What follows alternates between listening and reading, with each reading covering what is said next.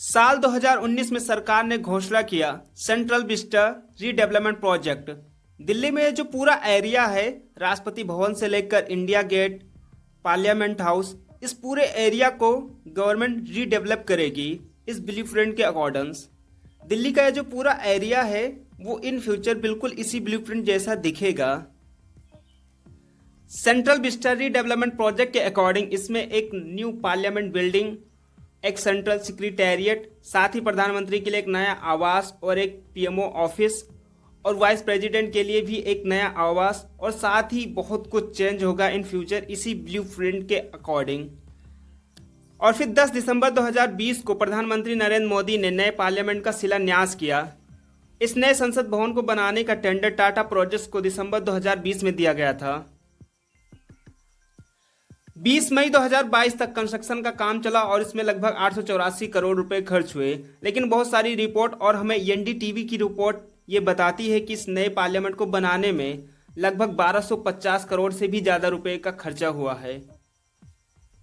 At least 19 opposition parties boycott the inauguration of the new parliament building.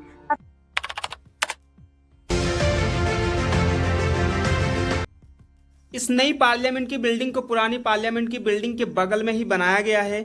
ये भवन 4 मंजिला है और इसे ट्रायंगुलर की शेप में लगभग 64,500 स्क्वायर मीटर के क्षेत्र में बनाया गया है। इसमें 1,224 एमपीज के बैठने की व्यवस्था की गई है। लोकसभा हॉल 3 गुना बड़ा है। इसमें 888 सदस्यों के बैठने की व्यवस्था की गई है और साथ ही इसके इंटीरियर डिजाइन्स में नेशनल सिंबल्स का इस्तेमाल किया गया है। लोकसभा हॉल की थीम है हमारा नेशनल बर्ड पीकॉक। वहीं राज्यसभा के हॉल में 384 सदस्यों के बैठने की व्यवस्था है और राज्यसभा हॉल की जो थीम है वो है हमारा नेशनल फ्लावर लोटस। और ओल्ड पार्लियामेंट बिल्डिंग की बात करें तो इसमें 3 चेंबर्स हैं, लोकसभा, राज्यसभा और तीसरा चेंबर्स है लाइब्रेरी।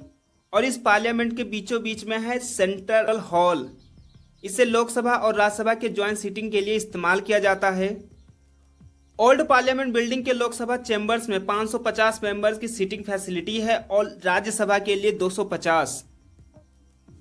और हम सभी ये बहुत ही अच्छी तरह से जानते हैं कि हमारा कॉन्स्टिट्यूशन मैक्सिमम 552 लोकसभा एमपीज को परमिटेड करता है और देश के द्वारा 543 एमपीज को इलेक्ट किए जाते हैं। इस खबर को सुनते ही कि प्रधानमंत्री नरेंद्र मोदी इस नए संसद भवन का उद्घाटन करेंगे, लोग विरोध जताते हुए कहने लगे कि देश का प्रथम व्यक्ति राष्ट्रपति होता है और इस नए संसद भवन का उद्घाटन राष्ट्रपति जी को ही करना चाहिए। लेकिन मोदी जी खुद ही करना चाहते हैं। इसलिए देश के सभी पॉलिटिकल पार्टीज ने यह निर्णय लिया कि वो इस इनॉग्रेशन में नहीं जाएंगे। और फिर सभी लोगों ने इस चीज को बहुत ज्यादा क्रिटिसाइज किया और साथ ही इसकी डेट को भी बहुत ज्यादा क्रिटिसाइज किया जा रहा है कि हमारे देश में बहुत से ऐसे महान व्यक्ति हैं जिनकी जयंती पर इस डेट को रखना चाहिए, इनॉग्रेशन करना चाहिए। लेकिन सावरकर जैसे व्यक्ति के जयंती पर इसको क्यों किया जा रहा है? फिर 24 मई को एक साथ सभी पॉलिटिकल पार्टीज ने इस उद्घाटन समारोह का बहिष्कार किया। बीजेपी के बुलाने के बावजूद भी कोई भी प्रधानमंत्री नरेंद्र मोदी के साथ खड़ा होने के लिए तैयार नहीं है।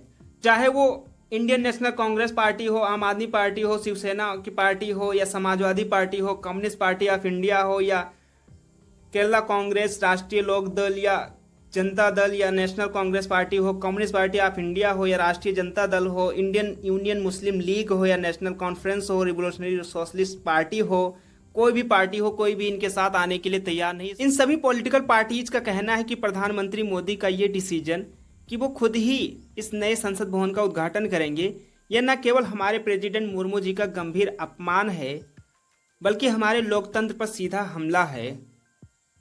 इसी ज्वाइंट स्टेटमेंट में यह भी कहा गया है कि राष्ट्रपति के बिना संसद कार्य नहीं कर सकती है।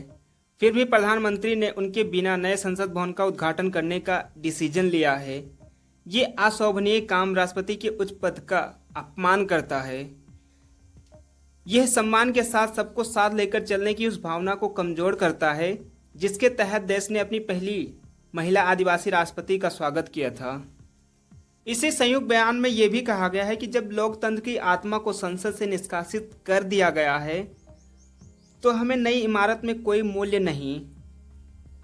और इसके साथ ही उन्होंने ये भी कहा है कि जब पेंडेमिक के दौरान देश इकोनॉमिक क्राइसिस से गुजर रहा था, तो फिर ऐसे समय में हमारी गवर्नमेंट मोदी सरकार हजारों करोड़ रुपए इस देश का इन अनावश्यक कामों में फिजूल खर्ची क्यों कर रही है? आखिर जरूरत ही क्या थी इस नए संसद भवन की? हमारा संसद भवन ठीक ठाक था, हमें नए संसद भवन की जरूरत नहीं थी। हमारा संसद भवन काफ़ी अच्छी तरह से फंक्शन कर तो रहा था और आगे भी हम इसे ही यूज करते। दुनिया भर में जो संसद भवन हैं वो इंडिया के संसद भवन से काफ़ी पहले बने थे और आज भी बहुत अच्छी तरह से फंक्शन कर रहे हैं। वो देश उन्हीं पार्लियामेंट को यूज कर रहे हैं, चाहे वो यूएसए का हो जो 1793 में बना था, या यूके का हो 1870 में बना था, या साउथ अफ्रीका का हो 1884 में बना था, या स्पेन का पार्लियामेंट हो 1814 में बना था, यहाँ तक कि इटली का जो पार्लियामेंट है वो 1505 में बना था। इंडिया का तो पार्लियामेंट 1927 में ही बना है। इन सबसे बहुत ज़्यादा नया है।